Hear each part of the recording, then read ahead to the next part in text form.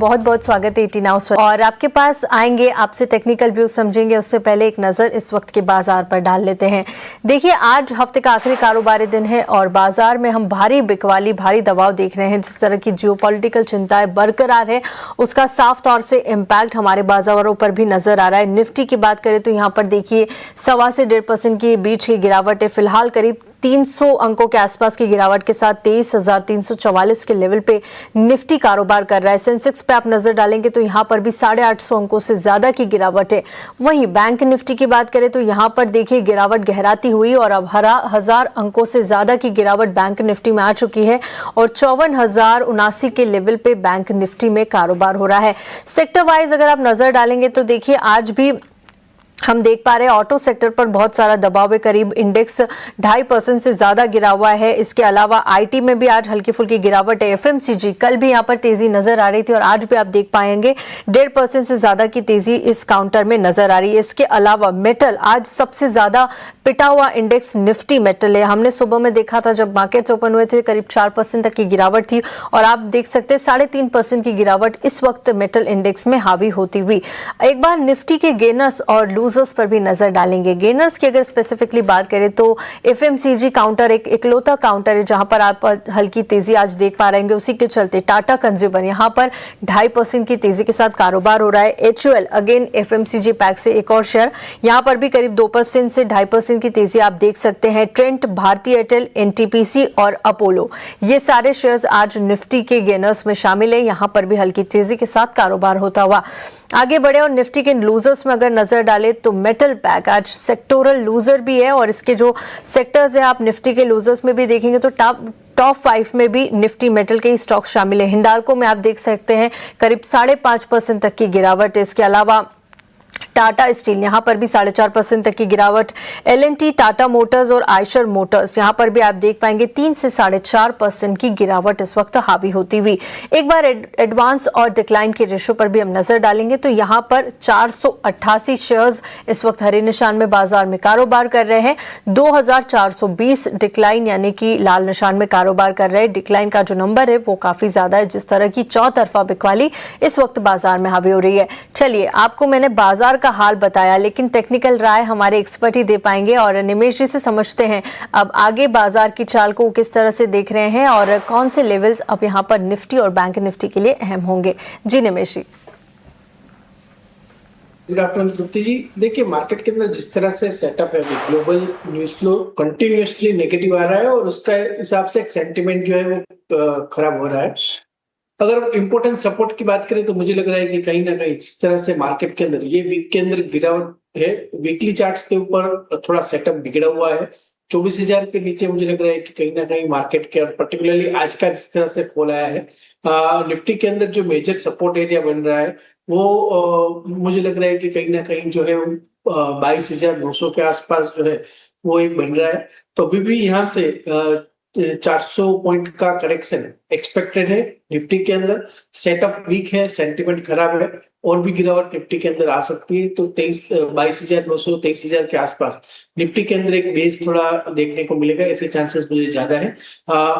अभी के मार्केट के अंदर स्ट्रेटेजी वाइज जहां पर फंडामेंटली स्ट्रॉन्ग कंपनी है, जहां से पिछले क्वार्टर के रिजल्ट अच्छे आए हैं, मेरा मानना है कि ये टाइम जो है वो एक्यूमुलेट करने का है। तो आप स्लोली एंड स्टेडली दरेक फॉल के ऊपर जो है वो मार्केट के अंदर एड कर सकते हैं। ओवर लिवरेज ये मार्केट के अंदर ना करें क्योंकि मार्केट के अंदर कहां पर बॉटम बनेगा पता नहीं है। तो पर्टिकुलर रिस्क मैनेजमेंट के ऊपर फोकस करना है और जहां पर अच्छे स्टॉक है, फंडामेंटली स्ट्रॉन्ग कंपनी है, वहां पर स्लोली एंड स्टेडीली आपको एक्यूमुलेट करना है। मार्केट की स्ट्रेटेजी रही रहेगी। ठीक है, यहाँ पर और भी करेक्शन आपको आने वाले दिनों में या आने वाले टाइम में देखने को मिलेगा बाजार में और जो सेटअप है वो फिलहाल यहाँ पर नेगेटिव बनता हुआ आगे बढ़ेंगे। और अब सवाल जवाब के सिलसिले को हम शुरू करेंगे और इस वक्त हमारे साथ हमारी पहली लाइव कॉलर जुड़ चुकी है, सुष्मिता हमारे साथ है। सुष्मिता, हाय, गुड आफ्टरनून। 18 हाउस स्वदेश पर आपका बहुत बहुत स्वागत है, पूछिए अपना सवाल। हेलो जी सुष्मिता। सर, इंजीनियरिंग 494 और 7,000 क्वांटिटी है, उसको क्या करना है? 494 पे आपके पास 7,000 की क्वांटिटी है त्रिवेणी इंजीनियरिंग की।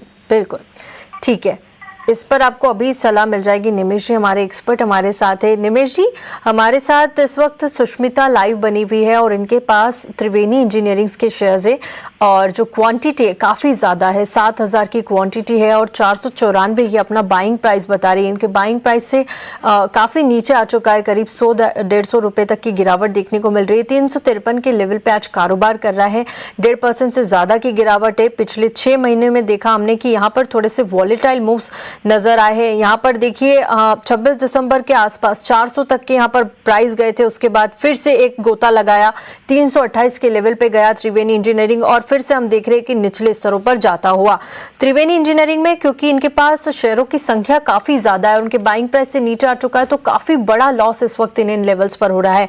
क्या सलाह देंगे, इन लेवल्स पर लॉस बुक करना चाहिए या फिर आने वाले दिनों के चार्ट्स अच्छे नजर आ रहे हैं? देखिए, आपका जो बाइंग प्राइस है, मुझे लग रहा है कि कहीं ना कहीं आपने 2024 दिसंबर के आसपास ये लेवल देखने को मिले थे, वहां पर आपने बाय किया और उसके बाद स्टॉक के अंदर कंटिन्यूअसली हम लोगों ने जो है वो एक साइडवे टू नेगेटिव मूव देखा है। नीचे की तरफ जो स्ट्रॉन्ग सपोर्ट एरिया बन रहा है, बेस बन रहा है, वो 325 के आसपास का बन रहा है और मेरा मानना है कि स्टॉक अभी आप देखिए तो एक साइडवे रेंज के अंदर चल रहा है। मार्केट वॉलेटिलिटी अभी हाईएस्ट लेवल के ऊपर है और स्टॉक के अंदर भी जिस तरह से अभी गिरावट देख रही है, अच्छी बात यह है कि वॉल्यूम लो वॉल्यूम के साथ स्टॉक के अंदर करेक्शन आ रहा है। ये इंडिकेट करता है कि स्टॉक के अंदर अभी बाइंग इंटरेस्ट नहीं आ रहा है और छोटा भी अगर सेलिंग आता है तो वहां पर स्टॉक के अंदर प्राइस में करेक्शन देखने को मिल रहा है।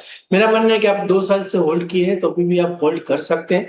नीचे की तरफ जो सपोर्ट एरिया बन रहा है वो 325-330 के आसपास एक स्ट्रॉन्ग बेस है, वहां से नीचे जाने के चांसेस मुझे कम लग रहे हैं।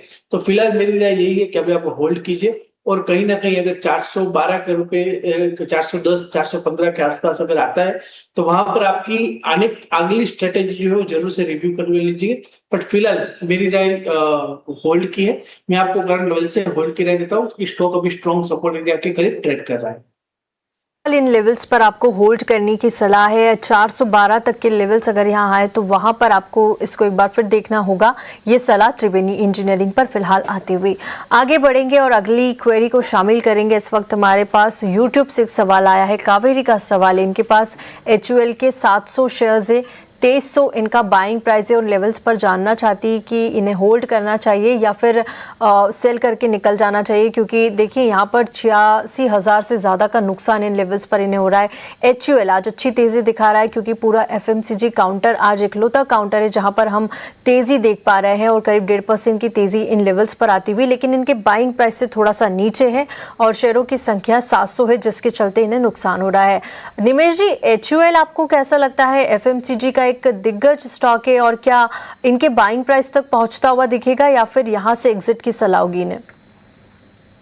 देखिए, HUL का जिस तरह से चार्ट स्ट्रक्चर है, स्टॉक काफी टाइम से मेन कंसर्न यही है कि ग्रोथ जो है वो नहीं है और स्टॉक एक रेंज के अंदर घूम रहा है। और अच्छी बात यह है कि स्टॉक एक स्ट्रॉन्ग सपोर्ट एरिया के पास है। पिछले 2 साल से अगर आप देखें चार्ट स्ट्रक्चर तो 2150 2170 के आसपास स्टॉक एक बेस बनाता है और वहां से बाइंग इंटरेस्ट देखने को मिल रहा है। आज के सेशन में भी ये मार्केट के अंदर भी आप देखें तो यहाँ से लोअर एंड से एक सपोर्ट के आसपास बाइंग देखने को मिला है।